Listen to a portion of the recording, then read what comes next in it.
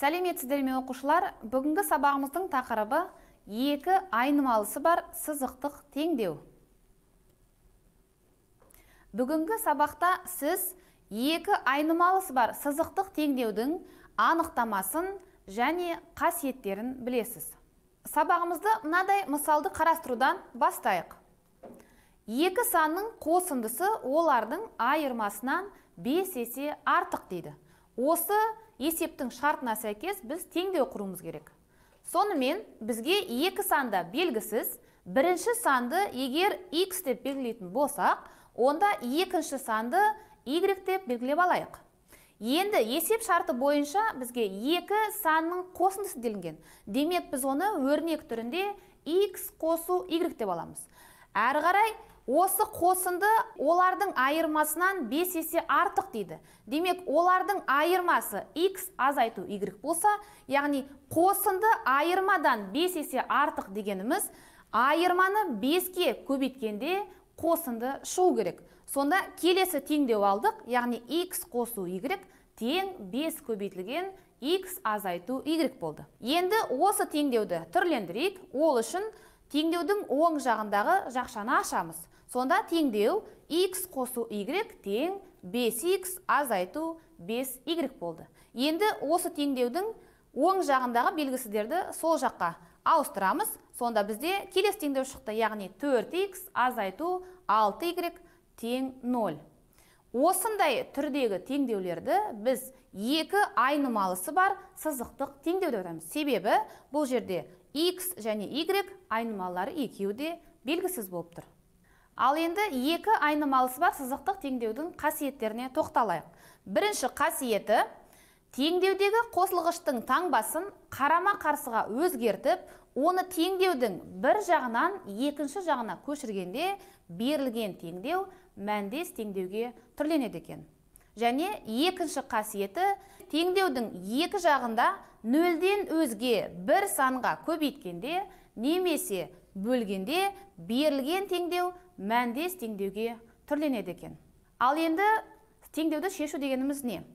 ax қосу by қосу c тең 0 теңдеуін тура теңдікке айналдыратын айнымалылар мәндерінің жұбы осы теңдеудің шешімі деп аталады екен. Мынадай мысал қарастырайық. Айталық бізге екі айнымалысы бар 3x қосу 2y азайту 7 тең 0 деген сызықтық теңдеу берілсін.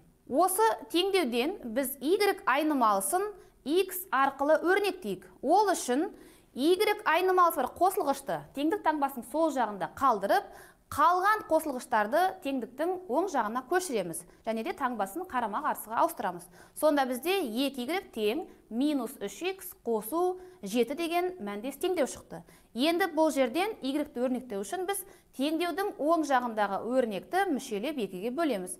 Сонда бізде y тең минус 1,5x қосу 3,5 деген теңдеу алынды. Енді осы теңдеудің шешімдерін табу үшін біз өзіміз қалағанымызша x-ке кез келген мән беріп, оған сәйкес y-тің мәнін есептеп табамыз. Айталық x-ке минус 1 деген мән берейік. Енді осы мәнді берілген теңдеудегі x-тің орнына қоямыз. Сонда y тең минус 1,5 көбейтілген минус 1 қосу 3,5. Есептеуді орындап, біз y-тің мәні 5-ке тең болатын табамыз. Енді келесі мән беріп көрейік. X тең 2-ге болсын, онда оған сәйкес y-тің мәнін табу үшін дәл бірінші жағдайдағыдай x-тің орнына 2-ні қоямыз. Минус 1,5 көбейту 2 қосу 3,5. Есептеуді орындап, y-тің мәні 0,5-ке тең болатын көреміз. Демек, x-тің мәні минус 1-ге тең болғанда, y-тің мәні 5-ке тең, яғни бұл берілген теңдеудің бір шешімі болсын. Ал енді екінші x-тің мәні 2-ге тең болғанда, y-тің мәні 0,5-ке тең. Яғни 2-де 0,5 деген мәндер жұбы бұл берілген теңдеудің екінші шешімі болады. Ал енді осы айтылғандарды қолдана отырып, мынадай тапсырмаларды орындайық. Бірінші тапсырма, берілген теңдеулердің ішінен екі айнымалысы бар сызықтық теңдеулерді көрсетіңіз. Сізге келесі теңдеулер ұсынылған, осының ішінен өзіңіз екі айнымалысы бар сызықтық теңдеуді табыңыз.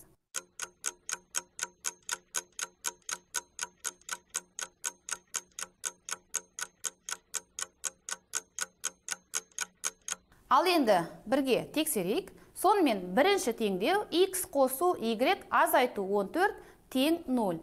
Ол теңдеу ax қосу by қосу c тең 0 түріндегі теңдеу болып тұр. Демек, бұл екі айнымалысы бар сызықтық теңдеу бола алады екен.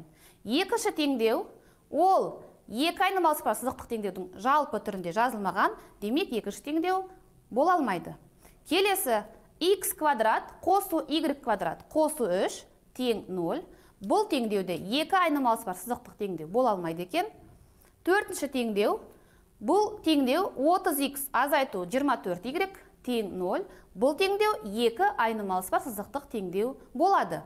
Келесі 9xy тең 0. Бұл теңдеу екі айнымалысы бар сызықтық теңдеу бола алмайды. Келесі минус 2,5x қосу 0,2y қосу 5 тең 0. Бұл теңдеуде ax қосу by қосу c тең 0 түрінде жазылған, демек бұл екі айнымалысы бар сызықтық теңдеу екен. Келесі тапсырманы орындайық. 2-де 1 және 4-де 0 сандар жұбының қайсысы 2x қосу 5y азайту 8 тең 0 теңдеуінің шешімі болады екен. Алдымен теңдеудің өзін жазып аламыз. Енді бірінші сандар жұбын теңдеудің шешімі болатынын тексеріп көрейік. Ол үшін сандар жұбының бірінші мәні 2, ол x-тің мәнін білдіреді, ал екінші мәні 1, ол y-тің мәнін білдіреді. Ендеше осы екі мәнді теңдеудегі x және y айнымалыларының орнына қойып есептеуді орындайық. Сонда бізде келесі теңдік орын алады. Яғни 2 көбейту 2 қосу 5 көбейту 1 азайту 8 тең 0. Есептеуді орындайтын болсақ, біз теңдіктің дұрыс емес екен. Яғни теңдіктің сол жағында 1 саны, ал оң жағы 0-ге тең. Яғни бұл екі сан тең емес, яғни теңдік тура емес. Ендеше берілген сандар жұбы бұл екі айнымалысы бар сызықтық теңдеудің шешімі бола алмайды екен. Енді дәл осылай екінші сандар жұбын теңдеудегі айнымалылардың орнына қойып тексерейік.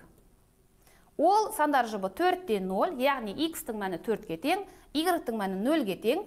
Орнына қойып есептеуді орындаймыз, яғни 2 көбейту 4, қосылған 5 көбейту 0, азайту 8 тең 0.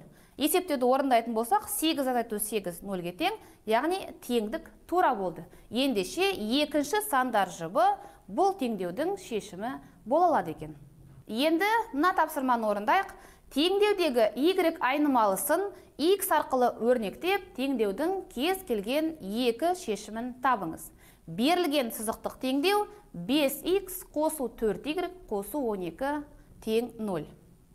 Есеп шарты бойынша біз берілген теңдеудегі y-ті x арқылы өрнектеуіміз керек. Ол үшін 4y қосылғышын теңдіктің сол жағына қалдырып, қалған қосылғыштарды таңбасын қарама-қарсы өзгерте отырып, оң жаққа көшіреміз. Сонда біз келесі мәндес теңдеу алдық, яғни 4y тең минус 5x азайту 12 болды. Енді y-ті табу үшін оң жағындағы өрнекті мүшелеп 4-ке бөлеміз. Сонда бізде y тең минус 1,125x азайту 3 деген теңдеу алынды. Енді осы теңдеудің кез келген екі шешімін табу үшін біз өз еркімізше x-ке қандайда бір мәндер берейік. Айталық, бірінші мән x-тің минус 2-ке тең болсын. Онда осы мәнді шыққан теңдеудегі x-тің орнына қойып, оған сәйкес y-тің мәнін есептеп табамыз. Яғни y тең болады минус 1,125 көбейтілген минус 2 азайту 3. Есептеуді орындап, y-тің мәні минус 0,15-ге тең болатынын таптық. Демек, бірінші шешім ретінде минус 2-де минус 0,15 сандар жұбын аламыз. Ал енді екінші шешімін табайық. Айталық, x-тің мәні 4-ке тең болсын. Онда оған сәйкес y-тің мәні минус 1,125 көбейтілген 4 азайту 3 болады. Осы есептеуді орындап, y-тің мәні минус 8-ге тең болатынын анықтаймыз. Ендеше, теңдеудің шешімі ретіндегі екінші сандар жұбы, яғни 4-8 болады екен. Ал енді келесі тапсырманы орындайық. X-тің мәні -3-ке және Y-тің мәні 4-ке тең болғандағы мәндер жұбы AX қосу 3Y азайту 6 тең 0 теңдеуінің шешімі болады. Теңдеудегі X айнымалысының коэффициенті A-ның мәнін табыңыз. Бізге берілген теңдеу AX қосу 3Y азайту 6 тең 0, яғни A коэффициенті бізге белгісіз. Есесіне бізге бұл теңдеудің шешімі болатын мәндер жұбы берілген. Яғни мәндер жұбы теңдеудің шешімі болады деген сөз, ол осы мәндерді теңдеудегі X және Y айнымалының орнына қойғанда, бұл теңдеу тура теңдікке айналуы қажет. Онда осы екі мәнді, яғни -3-ті және 4-ті берілген теңдеуге X-тің және Y-тің орнына қояйық. Сонда бізде A көбейтілген -3 қосу 3 көбейтілген 4 азайту 6 тең 0 болады. Яғни біз A белгісізі бар теңдеу алдық. Енді осы жердегі есептеулерді орындаймыз. Сонда бізде -3A қосылған 12 азайту 6 тең 0 деген теңдеу шығады. Бұдан біз -3A қосу 6 тең 0 деген теңдеу аламыз да, -3A-ны табу үшін, яғни 6 қосылғышын теңдіктің оң жағына қарама-қарсы таңбамен көшіреміз.